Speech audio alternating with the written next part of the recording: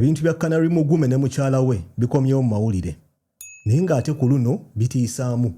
Omukyala yavuddeyo n'agamba bannayuganda mbu sometimes yajjanga mu bantu ng'alina okwambala make-up asobole okukweka Max.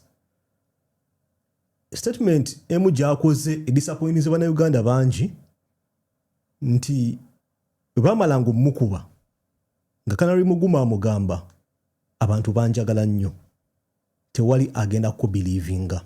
Disclaimer, bino bigambo bya mukyala tetumanyi oba bituufu oba si bituufu. Mu video ya leero tugenda kuyita mu mboozi ya mukyala wa Canary Mugume tulabe alimba talimba. Is there something to learn? Katandike video.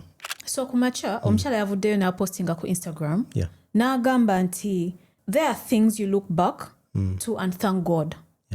I will never forget days like this one that required me to cover bruises with makeup, eye drops to clear blood stains in the eyes while heavily pregnant.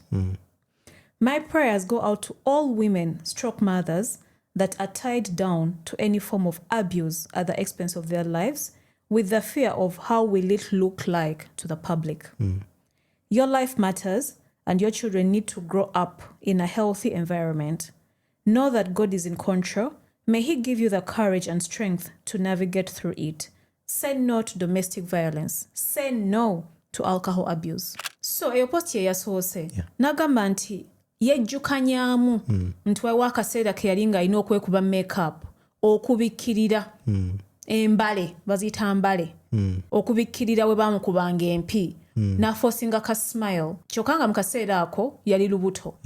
N'avaayo n'agamba nti asaasira abakyala bonna oba oli maama oba oli just mukyala ng'olina okuyita mu mbeera bweti.